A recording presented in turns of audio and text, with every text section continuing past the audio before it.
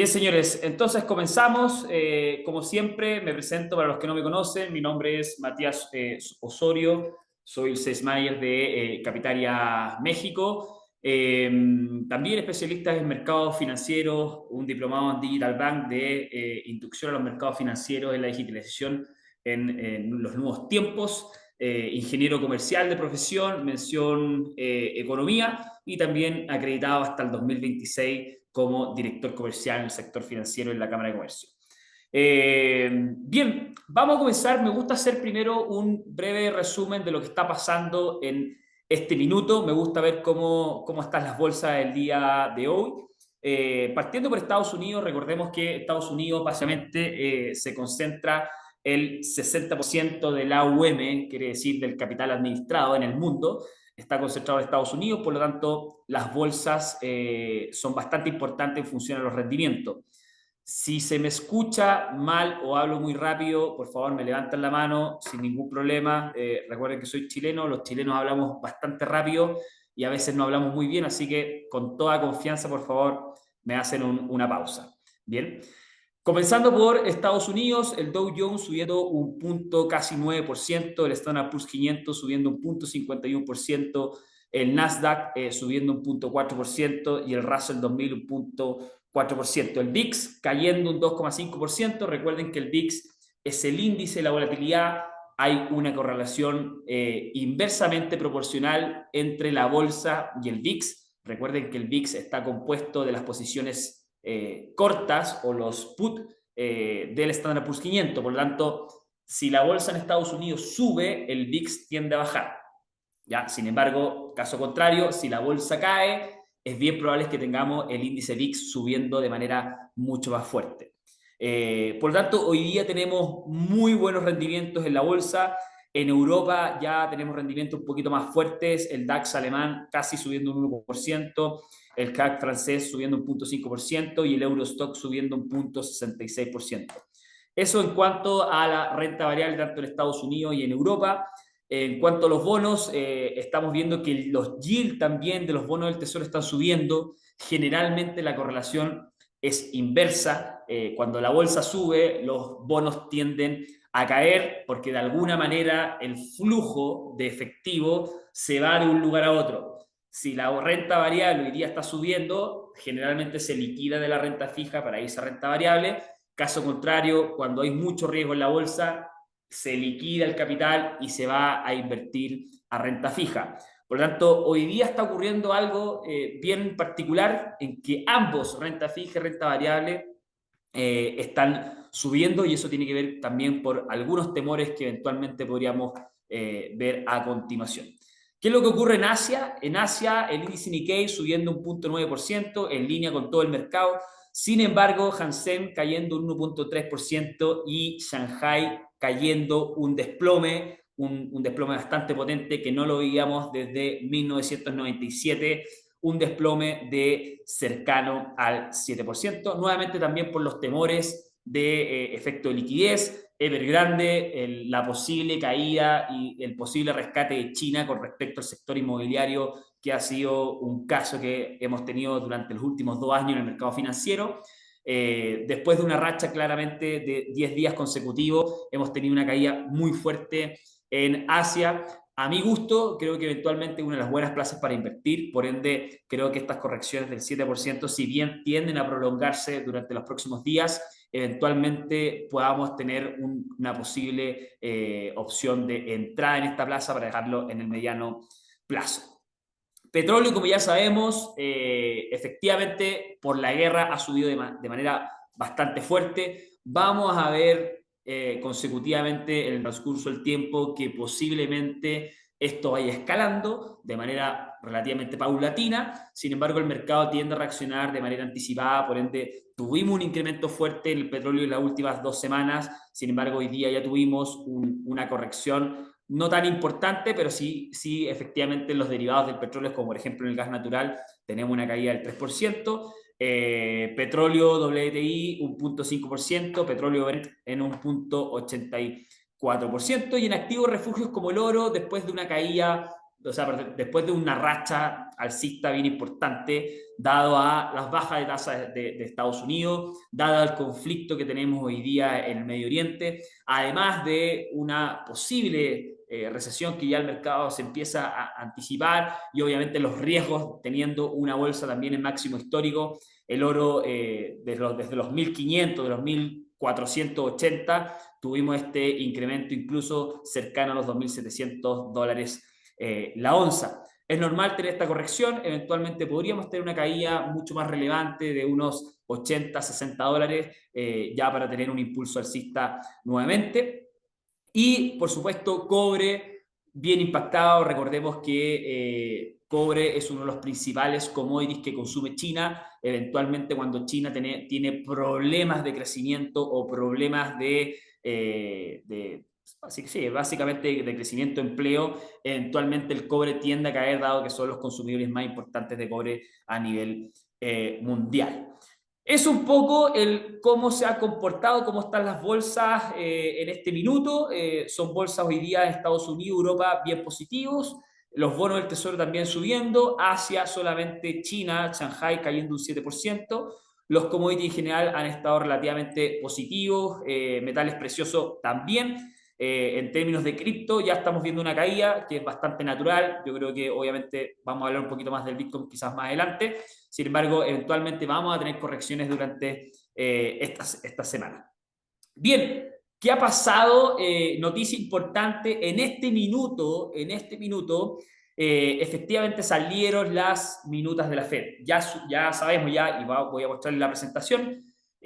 Sabemos que la Reserva Federal bajó sus tasas de interés, vamos a hablar más en profundidad de eso, y acaban de salir las minutas de la Fed y claramente estamos viendo que efectivamente hay una división, o sea, no fue tan unánime la baja de 50 puntos base. El mercado, recordemos que esperaba 25 puntos base, sin embargo, la Reserva Federal sorprendió con 50 puntos base. Trataron de decir básicamente que se habían esperado bastante durante estos últimos 2 años. Fueron muy pacientes en bajar la tasa cuando ya el mercado en general, tanto en Europa, Asia, sobre todo Latinoamérica, ya venían bajando consecutivamente durante el año 2024 las tasas de interés y la Reserva Federal no lo hacía, por lo tanto sorprendieron al mercado con 50 puntos base en vez de 25 y ahora salen las minutas y nos estamos dando cuenta que al parecer la decisión no fue tan unánime y eso obviamente genera dudas con respecto a la inflación. Por lo tanto, les dejo acá esta noticia que está fresquita, acaba de salir hace un par de minutos y les mando el link también por el chat para que lo puedan básicamente leer en su minuto. Bien. ¿Cómo está el mercado de Estados Unidos respecto a las acciones? Estamos con claramente un Standard & Poor's bastante alcista. Por supuesto, de las 7 magníficas, 3 están cayendo relativamente un poquito en función a cómo se mueve el mercado en general. Google ha sido el más afectado el día de hoy, cayendo un 2,4%. Meta, después de un rally bien potente durante todo el año, un 0,66% y Nvidia cayendo un 0,81% luego del fuerte impulso que tuvo el día de ayer. Incluso si nos vamos al mes, el panorama cambia durante solamente el mes years to month, básicamente, o sea, del 10 de septiembre, perdón, el 9 de septiembre al 9 de octubre. Meta ha subido un 16%, Google un 8%, Nvidia ya llevamos en un mes un casi 22%, que es lo que renta básicamente el Standard & Poor's 500 en un año. Tenemos a Oracle un 13%, Palantir subiendo un 23%, y si nos vamos básicamente a los últimos 3 meses, ya la cosa cambia, por lo tanto estamos teniendo un mes de recuperación, lo anticipamos, hemos comentado que a partir de septiembre las acciones, sobre todo las tecnológicas, tienden a aumentar. Ya les voy a mostrar una gráfica de qué ocurre en los primeros meses con la bolsa cuando empieza un ciclo de baja de tasa y cuál es la rentabilidad de las bolsas cuando empieza un ciclo de baja de tasa en los próximos 5 años. Bien, así que por esta parte, y vamos a mostrar en grupos cuáles son los sectores que hoy día se están moviendo de manera mucho más relevantes. Hoy día claramente la tecnología va en camino muy alcista, y después viene el sector financiero, Ya en una semana, fíjense cómo tecnología ha tenido un fuerte impulso. Ya vamos a hablar por qué tecnología es uno de los sectores que hoy día debiésemos aprovechar en un ciclo de baja de tasa. Y el sector financiero, sorprendentemente, el segundo que lo sigue, cuando efectivamente el sector financiero tiende a ganar el spread entre el diferencial de tasas que hoy día tiene la Reserva Federal versus la tasa de encaje que ellos tienen que darle a sus clientes. Por lo tanto, los bancos y el sector financiero a una mayor tasa tienden a tener mayores ingresos y sorpresivamente con una expectativa de baja de tasa han sido el segundo sector que más ha subido. Y el peor, por ejemplo, utilities, hace todo el sentido. Recuerden que utilities dentro de la renta variable es el sector más conservador. El sector utilities básicamente es cuando los inversionistas quieren refugiarse en un sector dentro de la renta variable y por supuesto cuando hoy día tenemos mucho más upside de crecimiento en la parte más tecnología, lo que más se liquida dentro de la bolsa o dentro de la renta variable es utilities. Y también en un mes, fíjense los sectores, y aquí, por ejemplo, el financiero ya está cerca del 3%, el industrial, dado básicamente por el incremento del petróleo y energía, un 6 y un 7%, consumo cíclico, claramente uno de los sectores más cotizados dentro de un performance de baja de tasas. Recuerden que una caída en la baja de tasa da mayor acceso a crédito, la gente anda con más liquidez, la gente cuando anda más con mayor liquidez gasta más y por ende si gasta más tiene que ver totalmente con los ingresos de la empresa, sobre todo de consumo y cíclico o materiales básicos. Y por supuesto tecnología, empresas growth, de crecimiento, con menores tasas, las empresas se pueden endeudar más, el costo de endeudarse es mucho más barato, por ende es uno de los sectores que mayor performance podríamos tener, por supuesto, en los próximos meses. Hasta ahí me van siguiendo, por favor, confírmenme, generalmente hago esta pausa, confírmenme a través del chat si es que se escucha bien, estoy hablando muy rápido, ¿me siguen todo bien? Ahí les escribo, por favor, ahí. Perfecto, gracias Alfonso, perfecto, bien. Ya señores, vamos a seguir. Entonces, bien, esto ha sido un poco el resumen de rentabilidades de la bolsa, sobre todo en Estados Unidos. ¿Por qué veo Estados Unidos y no precisamente México en particular? Estados Unidos básicamente para hacernos un panorama, si Estados Unidos está de esta manera, eventualmente podríamos tener esto en Europa, en Asia y en Latam, y ahí nos podemos ir específicamente más a México. Un poco cuáles son los rendimientos. Nosotros en Capitaria generalmente vemos cuáles son los activos más operados dentro de nuestra empresa por nuestros clientes. ¿Por qué nosotros mostramos esto? Porque finalmente, por más allá de que nosotros digamos estos son los índices, esto es Estados Unidos acá, cuáles son el gusto y preferencias hoy día de nuestros clientes a nivel LATAM, ¿ya? Por supuesto, la mayor participación de clientes que hoy día tenemos en Capitaria están ponderados en Chile, por lo tanto, el dólar peso chileno es uno de los activos más operados. Después le sigue el oro, luego el dólar peso mexicano, recordemos que es una de las monedas más líquidas de Latinoamérica, que está abierta básicamente 24/7, desde lunes a viernes. Por ende, es una moneda que se puede operar tanto en la mañana, en la tarde, como en la madrugada, ¿ya? Y por cuentas, básicamente, cuántas cuentas o cuántos clientes por cuentas únicas están invirtiendo en este activo. Podemos ver que en tercer lugar, más allá del tema del volumen, está Nvidia, o sea, básicamente el tercer lugar o el tercer activo más operado por nuestros clientes es Nvidia. Luego sigue el euro, que obviamente también es cotidiano, y también el Bitcoin, y ya vamos a hablar de eso. Mucho más abajo tenemos Nubank, tenemos también Nike y tenemos Tesla que hoy día, en este año no le ha ido muy bien. Por lo tanto, estamos viendo básicamente cuáles son los activos que más operan nuestros clientes en términos de volumen. Y aquí también lo vemos por países. En el caso de México, que es lo que me interesa que acá podamos ver, claramente acá en México lo que más operamos acá son dólares contra el peso mexicano. claramente por la volatilidad que ha tenido últimamente, el cambio de gobierno, la posible reforma tributaria. Recuerden, tenemos 13 proyectos o 13 posibles cambios de reforma, perdón, no de reforma tributaria, disculpa, por reforma constitucional. Y eso, por supuesto, genera incertidumbre. Hemos visto que Tesla eventualmente no va a venir a Nuevo León.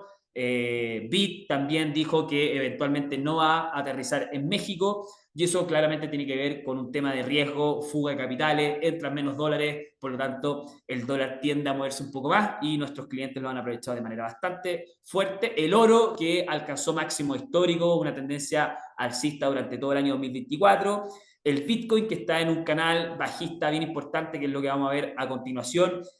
A mi gusto personal, yo creo que el Bitcoin, antes de llegar a los $100,000, va a llegar en torno a los $49,000, $50,000 como piso importante, y luego va a tener un rally mucho mayor. Y la acción de Nike, que acá en México las operamos bastante, siguiendo un poquito el rally navideño. Rally navideño, ¿qué significa? El último trimestre del año, generalmente con caídas en las tasas, la acción de Nike, la acción de Visa, la acción de Mastercard, la acción de Amazon, todo que tenga que ver con consumo interno de Estados Unidos, Costco, Walmart, eventualmente vamos a tener un impulso, porque la estadística es lo que nos dice. 8 de cada 10 años, en el último Q del año, la bolsa, el Standard Poor's 500 y las acciones que tengan que ver con consumo interno tienden a subir entre un 12 y un 13%. Por lo tanto, la estadística nos sigue.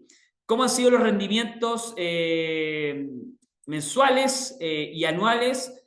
Podemos ver que el dólar index en el año ha caído, por lo tanto vamos a tener una caída fuerte, o vamos a seguir viendo caídas en el dólar a nivel global, sobre todo con bajas de tasa de interés. Recuerden que el euro dólar, básicamente el dólar index se compone de un 57% del euro, por lo tanto tienen una relación inversamente proporcional. Cuando el dólar sube, el euro cae por esta paridad. Peso mexicano, el dólar contra el peso mexicano en el año ha tenido un rendimiento del 14% y solamente este mes subió un 4%, muy descorrelacionado con el dólar a nivel mundial. Si pueden ver, el dólar en Chile cayó, el dólar en Japón también tenemos una caída, y podemos ver el dólar en comparativa a otras monedas emergentes, y vamos a tener que en el mensual hemos tenido caídas. Por lo tanto, la pregunta es ¿por qué en México sube? Y eso tiene que ver también con el panorama más interno que externo, y que ya vamos a hablar más adelante. ¿Cómo están los commodities? En el año han tenido un rally súper importante, el cobre subiendo un 8%, el oro un 21% en el año, la plata un 25%, el petróleo 7%, las bolsas Standard Poor's 500, Nasdaq y Dow Jones, que son las tres bolsas principales, en el año llevan un 17%, Nasdaq un 14% y Dow Jones un 9%. ¿Por qué les muestro los rendimientos a lo que vamos del año de la bolsa? Nosotros siempre decimos que es súper importante para los que están incursionando en el mundo de las inversiones. Esto es un dato muy relevante para que ustedes puedan olfatear y decidir en qué empresa invierten. La primera pregunta que uno se tiene que hacer cuando empieza a incursionar en el mundo de las inversiones no es en qué invierto. Por favor, si ustedes googlean la palabra invertir, la segunda palabra más buscada en Google es en qué invierto. Y eso es brutal. La palabra no debiese ser en qué invierto, sino en dónde invierto, ¿ya? O con quién invierto, ¿ya? ¿Por qué con quién invierto? Porque es muy importante saber con qué empresa, y luego de saber con qué empresa, recién ahí ver los productos de inversión. ¿Por qué? Porque hay muchas empresas, por ejemplo, que si nosotros sabemos que te estoy mostrando en este minuto que lo más riesgoso que puede existir hoy día en el mercado financiero es el Standard Poor's 500, que son las 502 empresas más importantes de Estados Unidos, las más grandes, renta variable. El movimiento es súper alcista, bajista, tiene correcciones del 5, del 7%, puede estar un día positivo, el otro negativo, o sea, volatilidad absoluta, riesgo. Y en el año nos está dando un 17,5%. O sea, renta variable, lo que más te puede dar, un 17,5%. Por lo tanto, si hay empresas que te están ofreciendo una rentabilidad mensual, Uno, no sabemos por qué te la ofrecen, pero si te están ofreciendo una rentabilidad mensual del 5, del 10% mensual, estamos hablando que es un 60% anual. Y la pregunta es, ¿cómo puede existir que te garanticen un 60% anual si el Standard Poor's 500, que son las 500 empresas más importantes de Estados Unidos, las más grandes, te renta en promedio en los últimos 100 años, un año positivo, entre un 17 y un 20%? Un año bueno, que a la bolsa le fue bien, un 20%. Entonces, ahí es cuando uno tiene que decir, ojo con esta empresa, me huele a pescado, quizás tengo que ver en otras empresas un poquito más serias, donde efectivamente me digan, ¿cómo me vas a ofrecer un 60 si la bolsa te rinde un 17, el Nasdaq te rinde un 14, el Dow Jones, etcétera, etcétera, etcétera? Bien, ¿cuál es la manera? Esto es diversificado. ¿Cuál es la manera de invertir o generar mayor rentabilidad? Invirtiendo en ciertas acciones quizás más específicas y no estar tan diversificado como eventualmente puede ser un Standard Poor's 500. ¿Me siguen? ¿Están ahí conmigo, no? ¿Están acá? Bien, perfecto. Por lo tanto, ¿cuáles son las acciones dentro del Standard Poor's 500 o dentro del Nasdaq que han tenido una rentabilidad bastante potente en el año? Podemos ver Meta ha subido un 47%, Alphabet un 19%, muy en línea también con la bolsa. Meta ha rentado básicamente el doble, un poquito, casi 3 por la bolsa. Y Nvidia, por supuesto, subiendo un 152%. La manera básicamente de poder ganarle a la bolsa es invertir en acciones específicas.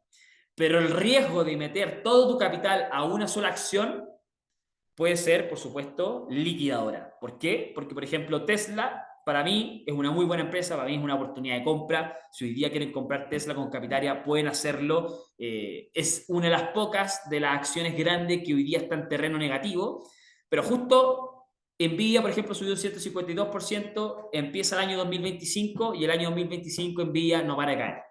Y cae un 22% en el año. O sea, estuviste todo un año negativo. ¿Me siguen o no?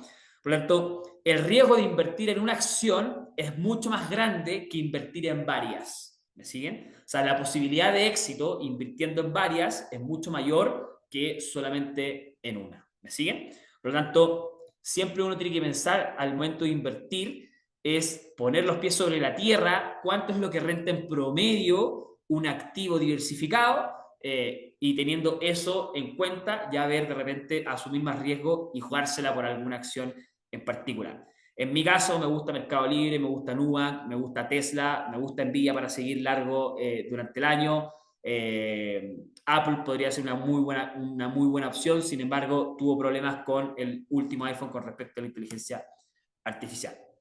Y bien, y como vimos, acá les puedo mostrar un poco el rendimiento del 2024 las acciones. Claramente Nvidia se lleva todo la rentabilidad, o sea, una acción que sube un 150%, siendo que el 2023 rentó un 220%. O sea, el que compró Nvidia hace 2 años, hoy día está realmente forrado. Meta, 60%, Apple lo mismo, 40% en rendimiento. Y en mensual, ¿quiénes fueron? Fíjense, en el año hablamos de que Tesla en el año está en un 2,3%. En el año, o sea, no ha subido nada. Sin embargo, el rendimiento fuerte se lo pegó este mes, ¿ya? O sea, el mes que pasó, me refiero a septiembre.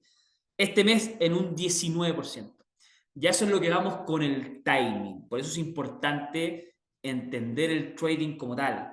Más allá de comprar algo y dejarlo eternamente, que desde el punto de vista más financiero, desde el punto de vista de los libros, es lo que debiese uno hacer. Sin embargo, el timing es muy importante para tomar decisiones. Los que tienen un buen timing, los que se tienden a anticipar un poquito al mercado, se agarran estas oportunidades que la persona que compró Tesla hace un año lleva un 2% versus la persona que efectivamente está en el día a día, estudia más, sabe un poco la empresa, le gusta ver el gráfico, sabe dónde comprar, dónde soltar y que eventualmente pudiera buscar este 19% en tan solo un mes. ¿Bien? Ok, hasta ahí vamos bien y vamos un poco con el calendario económico durante este mes. Recuerden que estamos en el webinar de resumen de mercado. Todo lo que tienes que saber en el mes, lo que va a pasar, las noticias importantes para poder tomar tus propias decisiones en el mercado financiero.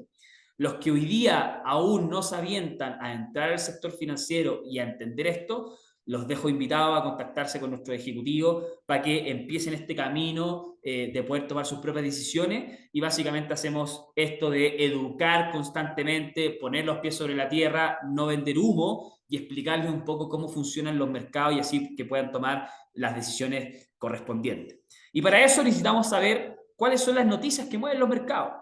Y en septiembre, bueno, ya estamos hoy día a 9, por lo tanto estamos acá. Hoy día salieron las minutas de la FED, muy importante, que es la noticia que le estaba mostrando fresquita. En México hoy día tenemos inflación muy importante. Ya les voy a mostrar las minutas de Banxico, del por qué bajaron la tasa y qué es lo que esperan a futuro y cómo ven la inflación en México.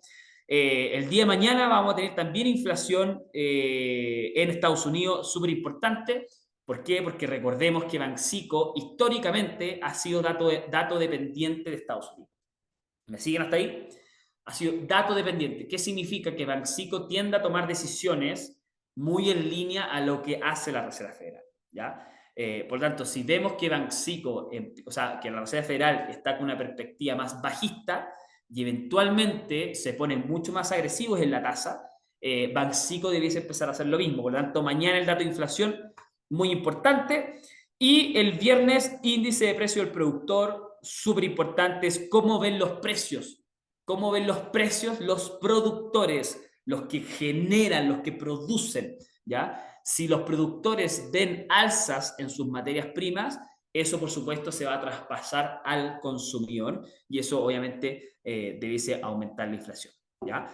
Por lo tanto, en China, este domingo vamos a tener PIB y datos sectoriales de China. China es muy importante, quizás no le pega mucho a México, sin embargo, China es la segunda plaza más importante a nivel mundial con respecto a las inversiones, por lo tanto, cuando ocurre algo fuerte en China, recuérdense el lunes negro con el índice Nikkei que cayó cercano a un 3%, perdón, un 12-13%, y eso generó un efecto de ola o un efecto barrido que barrió con las bolsas europeas a la baja, después abrió Estados Unidos, bolsa de Estados Unidos a la baja y por supuesto Latinoamérica, que básicamente todas las bolsas mundiales por el Black Monday de China generó una caída bastante fuerte. Bien. Y en la eurozona tenemos decisiones de tasa el próximo jueves, muy importante. Las ventas minoristas en Estados Unidos, recuerden que el 70% del PIB de Estados Unidos, 75% aproximadamente, proviene del consumo interno. ¿Ya? Por lo tanto, Estados Unidos depende de ellos mismos y eso, por supuesto, tiene que ver también con la inflación y eventualmente vamos a tener un incremento en la venta minorista. Si la gente vende más, contrata más, si contrata más los ingresos suben, si los ingresos suben, las empresas suben y ese es el círculo básicamente de la economía. ¿Ya? Así que mucho ojo con el calendario económico. Datos importantes en México los vamos a tener obviamente el día de hoy y Estados Unidos esta semana. Todo lo demás ya son datos rezagados que por supuesto tenemos que estar monitoreando. Bien. Ok, y ya empezando un plano más de informe, los invito a revisar nuestro informe de cómo afecta a los mercados las bajas de tasas de Estados Unidos. Capitaria.com, se pueden meter al blog de Capitaria. Esto es un blog gratuito para que todos los que quieran hoy día informarse del mercado, uno, nos pruebe, dos, sepan cómo nosotros sentimos los mercados. Tratamos de hablar en un lenguaje muy fácil. Nosotros creemos que entrar al mundo financiero no tienes que tener un diplomado, no tienes que venir de la NASA. Creemos que cualquier persona hoy día, si es que tiene la intención de hacerlo, puede entrar al sector financiero con un solo clic, con la ayuda de expertos como nosotros y que te ayudamos básicamente a que tú tomes las propias decisiones y no pasarle la lana a alguien que te lo administre y ya sabemos cómo termina eso. Así que los invito a meterse al blog de Capitaria, en capitaria.com, y vean este informe de cómo afecta los mercados en las bajas de tasas de interés. Bien, y nos vamos a Estados Unidos, como ya sabemos, y lo hemos hablado constantemente, bajaron la tasa de interés en Estados Unidos en 50 puntos base, el mercado esperaba 25, y una de las palabras más importantes que Jerome Powell dijo que ha llegado el momento de ajustar su política monetaria, ¿ya? Dejando en claro lo que era un secreto a voces. Es decir, se decía que la Reserva Federal, y esto es como más el chismecito mexicano, se decía mucho que Jerome Powell estaba tratando de que eventualmente bajaran la tasa de manera anticipada, dado a que se le estaba yendo básicamente encima la economía y por eso están los posibles riesgos de recesión. Sin embargo, los datos rezagados de inflación, de crecimiento y de empleo no estaban lo suficientemente limpios para poder tomar esa decisión. Sin embargo, con estas palabras de decir, ha llegado el momento de ajustar la política monetaria, tiene mucho sentido en el caso de que los datos que la Reserva Federal ve ya llegó el momento, o sea, podemos bajarla, ¿ya? Esto fue el mes pasado, básicamente hace 2, 3 semanas atrás, y el día de hoy salen las minutas de la Fed. Cuando uno baja la tasa, cuando la Reserva Federal baja la tasa, simplemente entrega el dato, ¿ya? Un mes después, entrega las minutas. ¿Qué son las minutas? Lo que se habló precisamente en esa reunión con todos los miembros de la Reserva Federal, el miembro de la Reserva Federal de Michigan, de Nueva York, etc. ¿Cuál fue la decisión y qué se discutió en esas reuniones para poder llegar a la decisión de sí, hay que bajarla? Y esas minutas son las que salieron el día de hoy. Y esa minuta nos dice que no estaban tan seguros todos de poder bajar la tasa. Y eso, por supuesto, debiese generar, en este minuto, debiese generar un incremento en el dólar, una caída en la bolsa, subidas en el oro, etc. Con la noticia, no he visto el mercado si es que eso está sucediendo o no. Si la bolsa está a un punto 8 arriba, debiese estar a un punto 5, un punto 6, no lo sé.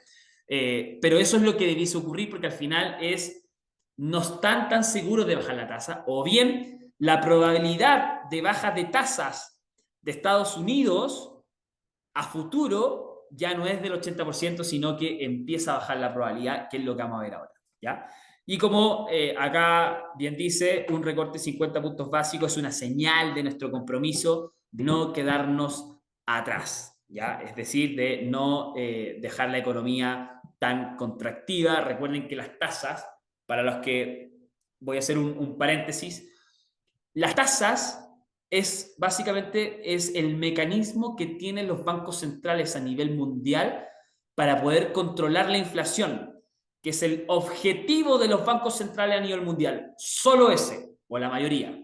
La Reserva Federal tiene dos objetivos, ¿ya? Uno, el empleo. Dos, la inflación. Banxico, el objetivo de Banxico en México tiene uno, que es controlar la inflación en el rango meta. No hay otro. No se preocupan del crecimiento del país, no se preocupan de los bonos. La inflación es lo único que le importa a los bancos centrales y por eso son autónomos, ¿ya?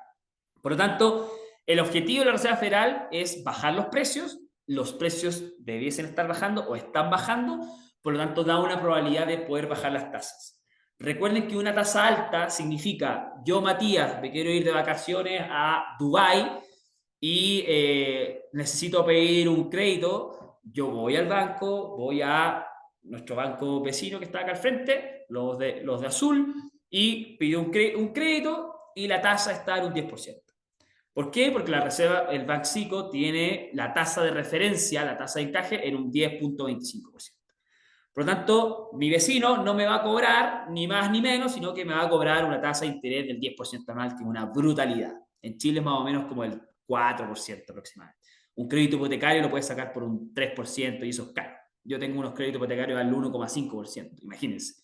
Y acá está en un 10%, ¿ya? Por lo tanto, el acceso, por ejemplo, a comprarse una vivienda es sumamente alto, porque el costo de endeudarme es alto. Por lo tanto, ¿qué hago? Digo, ok, quizás no me voy a Dubái, me voy a ir a Puerto Escondido nomás para no pedir un crédito. Por lo tanto, lo que hago ahí es tomo decisiones como consumidor y decir, no voy a pedir lana, no voy a pedir liquidez, sino que voy a ser más mesurado. Por lo tanto, si yo soy más mesurado, tengo menos poder adquisitivo. Si tengo menos poder adquisitivo, gasto menos. Si gasto menos, ¿qué ocurre con las empresas? Venden menos. Y si venden menos, ¿qué tienen que hacer? Bajar los precios. ¿Me sigue? ¿Por qué? Porque venden menos. Si yo tengo un iPhone que vale X y no los vendo, voy a tener que bajar el precio del iPhone para venderlos, porque no me puedo quedar con el iPhone un año porque el otro año sale nuevo. Por lo tanto, tengo que venderlos durante este año. ¿Me siguen?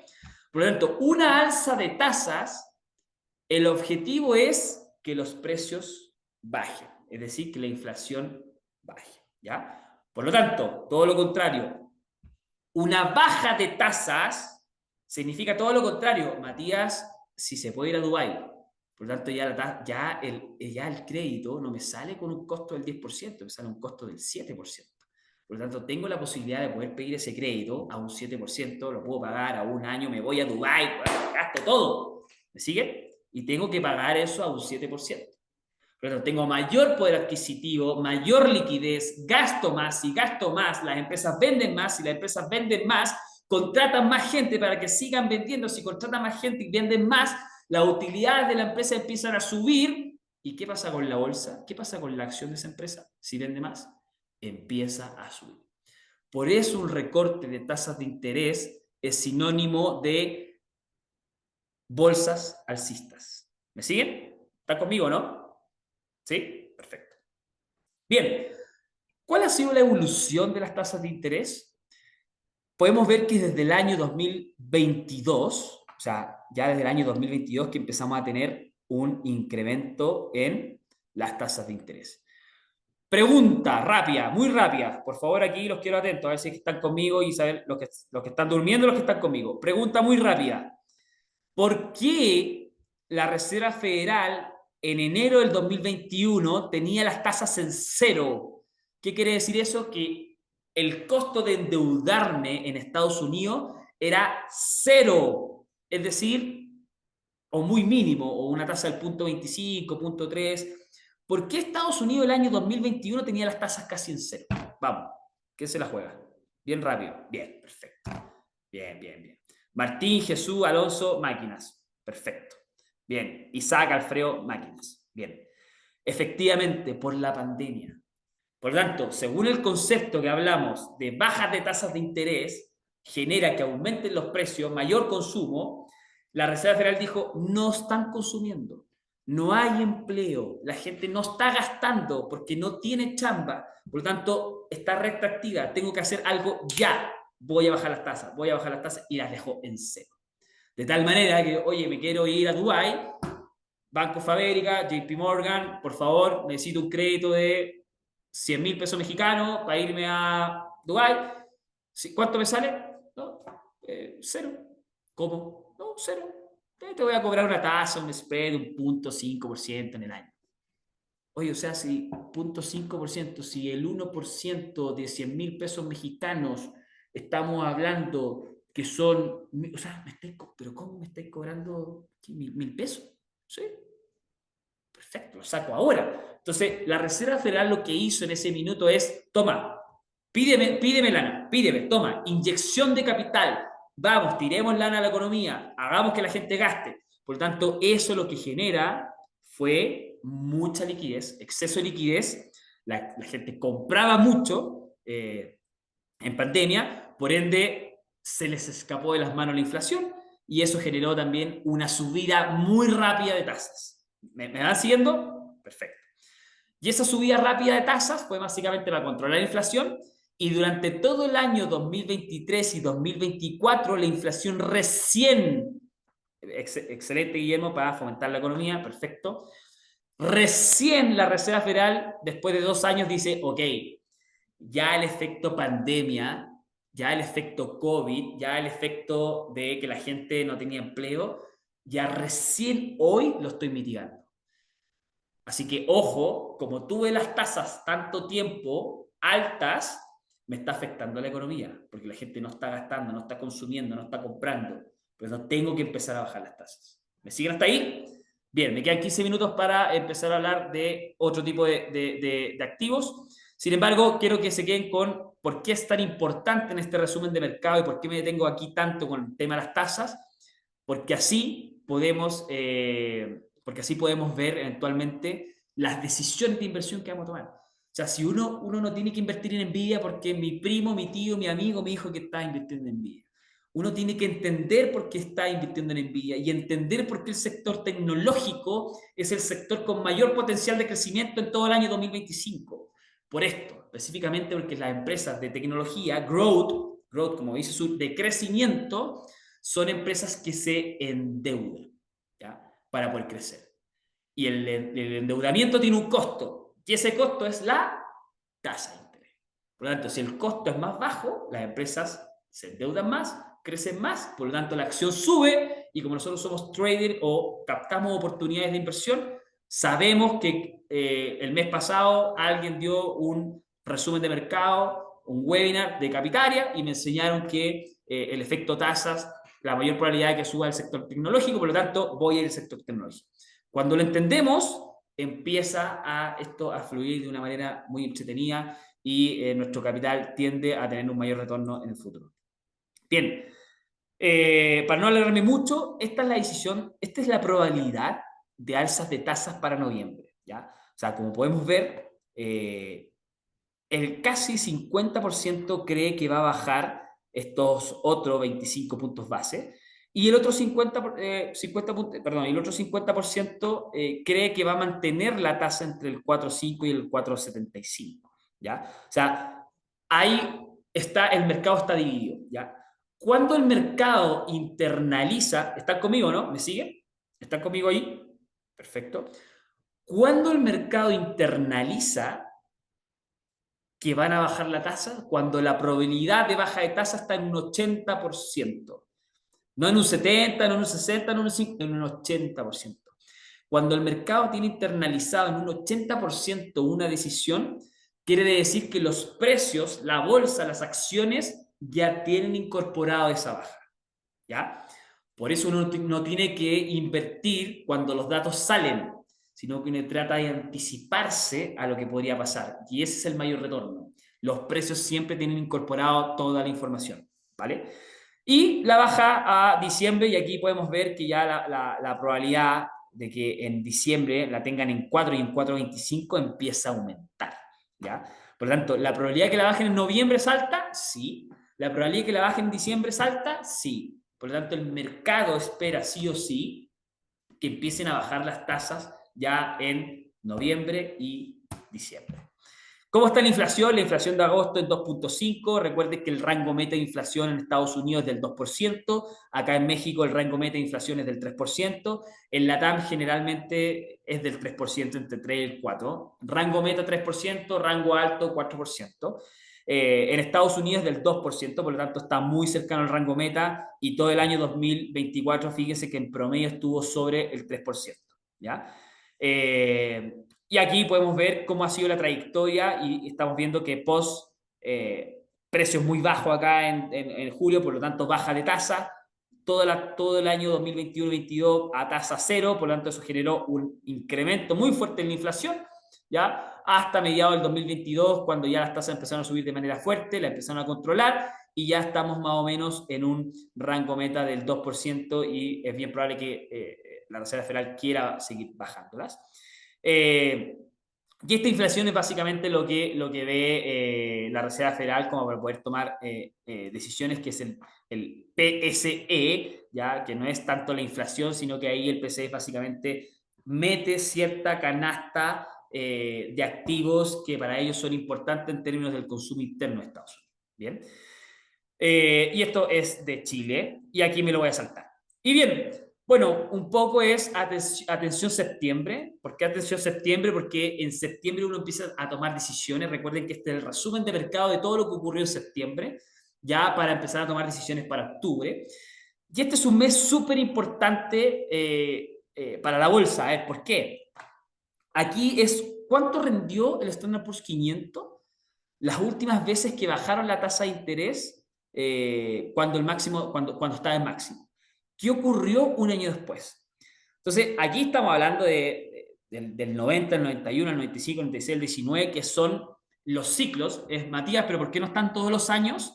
Porque no todos los años baja la tasa de interés, ¿ya? Esa es la correlación, es los años que empezaron a bajar la tasa de interés en Estados Unidos, cuando el Standard Poor's 500 estaba en máximos históricos.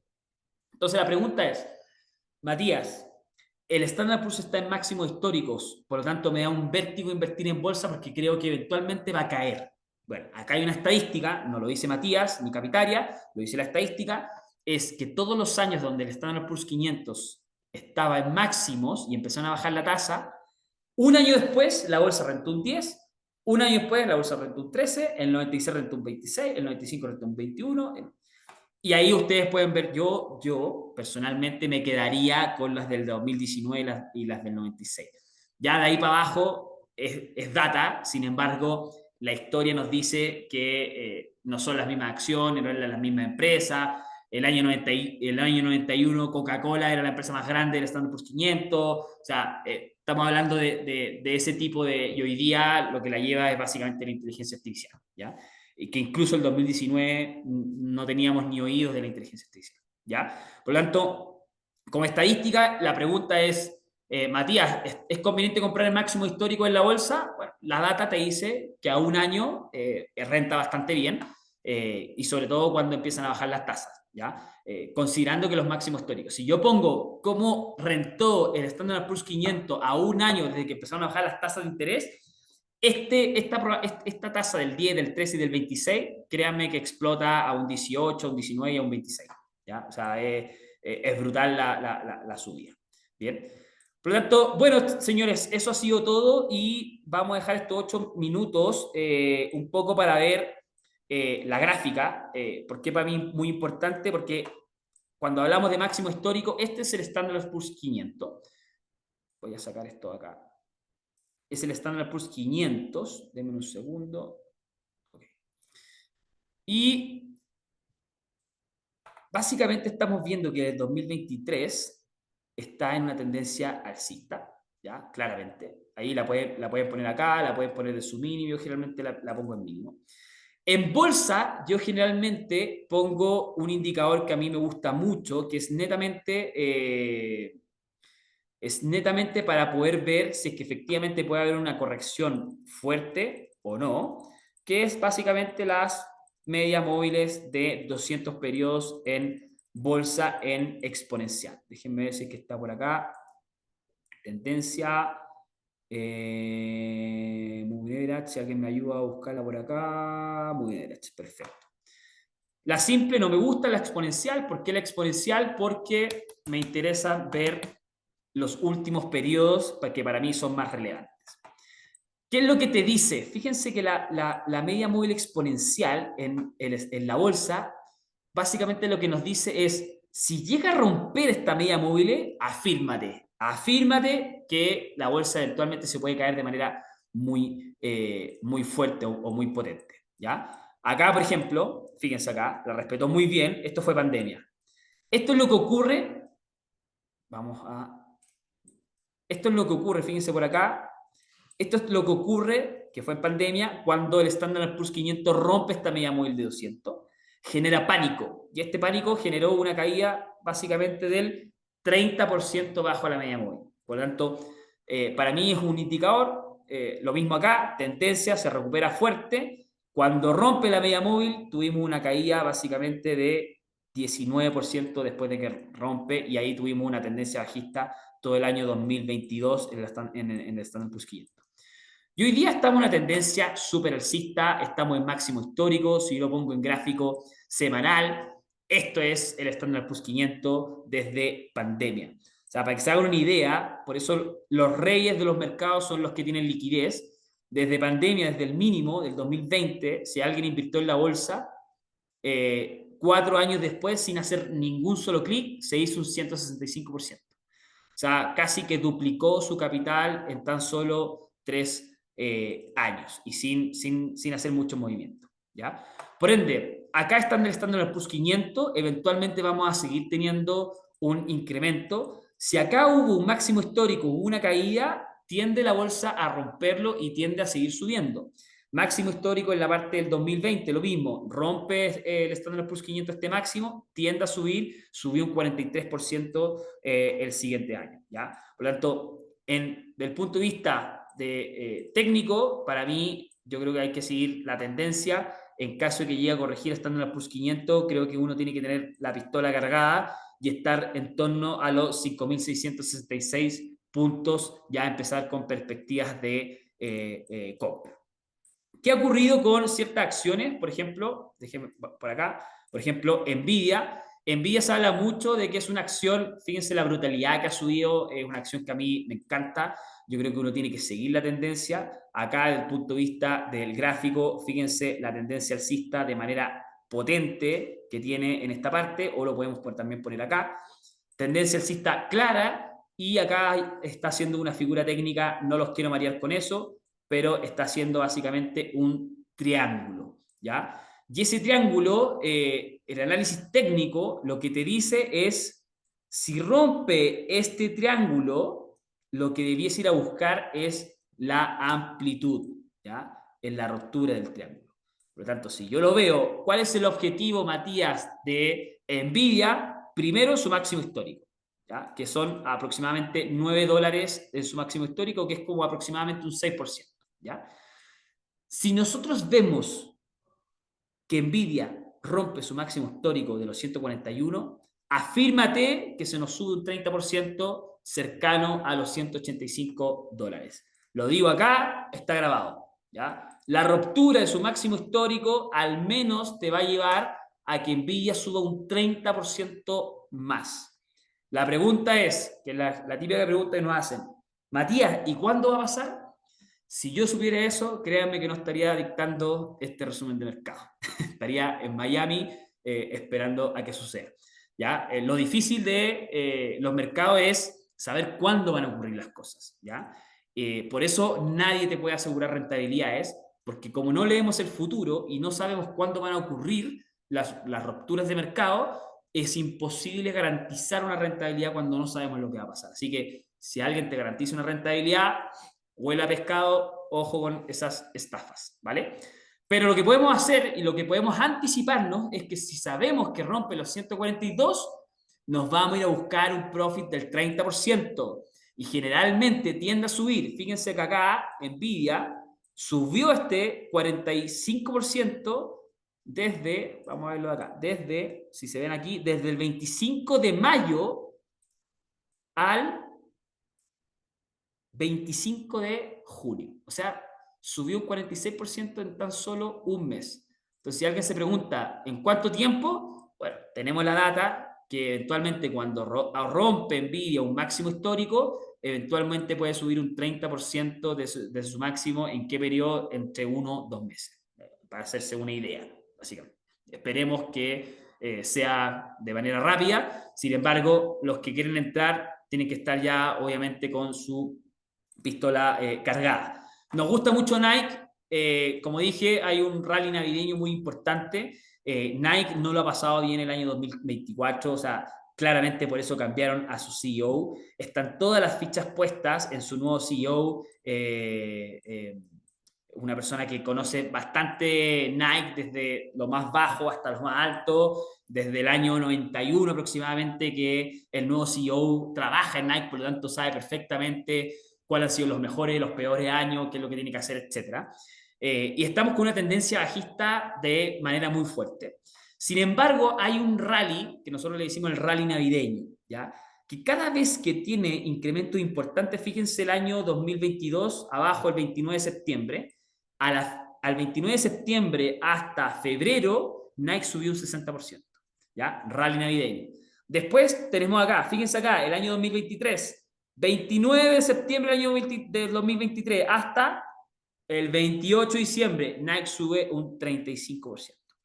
Acá, nuevamente, vámonos a septiembre, estamos por acá, el 29, 23 de septiembre, a la fecha, tuvo un incremento del 17% y ahora estamos más o menos en un 7%. Por lo tanto, nos queda todavía un rally, si nos vamos a la historia, debiésemos tener un rally del 30%, donde Nike al menos debiese llegar a los $100 la acción. Y si nos vamos ya más atrás, a los años de septiembre por acá, por ejemplo, el año 2020, esto claramente es pandemia, quizás está muy manchada la data, pero básicamente desde inicio de septiembre a finales de... Un segundo para que no se me...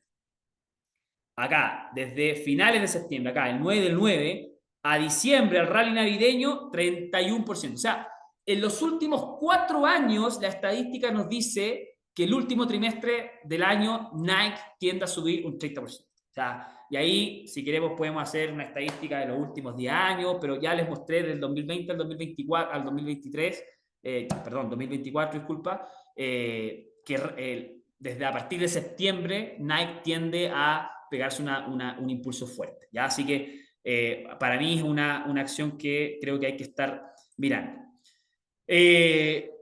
Palantir básicamente es una tremenda acción. Aquí hace 2 días le mandamos a nuestros clientes que la ruptura de los 39 iba a generar un incremento al su máximo anterior, en torno a los 44. Efectivamente ocurrió, hoy día ya está en los $43, o sea, subió un 10% en tan solo 2 días y todavía le queda $1,5 por subir la acción.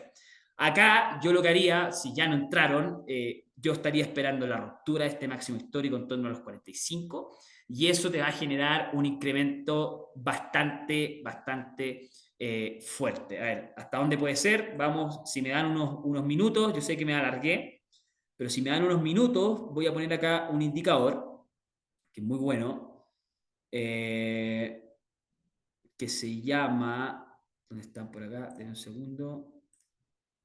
Insertar, indicadores. Denme un segundo, denme un segundo.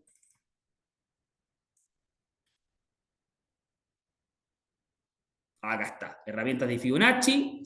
Y voy a poner expansión de Fibonacci. Y en expansión de Fibonacci, déjenme poner, lo que nos dice básicamente es, no sé, ojo, no sé cuál es el máximo, ¿ya? No sé cuál es el máximo, por lo tanto, parámetros, ok, aceptar, bien. No sé hasta dónde puede llegar, sin embargo, lo que podemos hacer es cuánto creo que va a llegar esta acción. Entonces, retroceso Fibonacci, está bien, acá, de velocidad. Ahí. Retroceso Fibonacci lo que nos dice es, ¿qué pasa si la acción rompe el máximo histórico? ¿Qué nos dice la estadística? Retroceso Fibonacci es una ecuación matemática de regresión lineal que básicamente, acuérdense de cómo son los caracoles, que suben, retroceden y cada vez es más chico. Entonces, es una ecuación matemática que nosotros ocupamos básicamente en el trading y te dice que el precio más relevante siempre es el 61,8% de Fibonacci.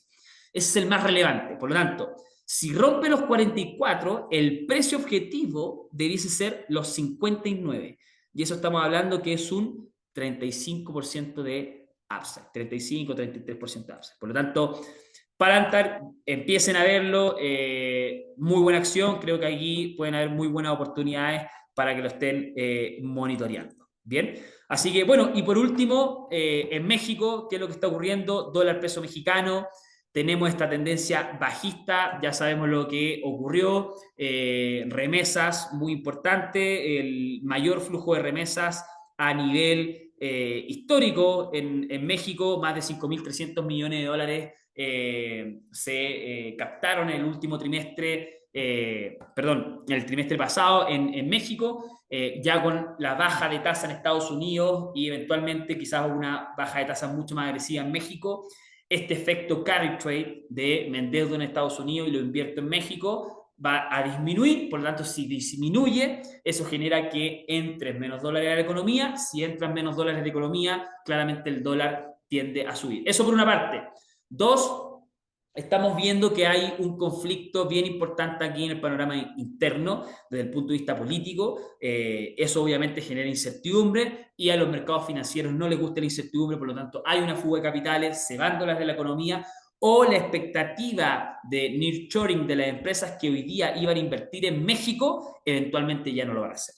Entonces, acuérdense que el precio incorpora toda la información de mercado. Cuando tuvimos toda esta caída, fue por toda la expectativa de nearshoring, remesas, tasas, y hoy día que ya sabemos que un Tesla no se va a meter, que un Bit no se va a meter, que un Toyota no va a fabricar el 60% de su producción en México, etcétera, etcétera, etcétera, eso hace que haya menos inversión extranjera, por lo tanto, menos dólares, y si hay menos dólares, el precio sube. ¿Ya?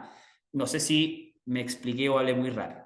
¿Qué nos dice Fibonacci? Fibonacci nos dice que el dólar debe estar en torno a los 20, ¿ya? 16, 19.95. Debísemos estar viendo el dólar en promedio de los 20. Si nosotros tenemos un incremento o una subida por sobre los 20, afírmense que el dólar se nos va a 22 y es un 10% más.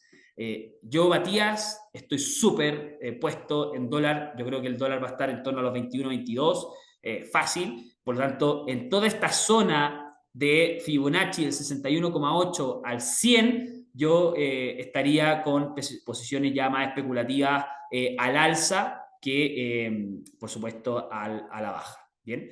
Y acá les voy a poner más o menos toda esta zona para que se haga una idea, que es zona donde creo que el precio del dólar debiese estar en torno al 2025. Por lo tanto, si esta es la zona donde debiésemos estar viendo el dólar al 2025 y estamos bajo esa zona, eso quiere decir que estamos en una probabilidad de compra bastante buena. Por lo tanto, los que quieren aprovechar el dólar y los que lo siguen, creo que puede ser una muy buena opción. Bien, señores, les mando un abrazo, que estén muy bien. Nos estamos viendo en otra oportunidad.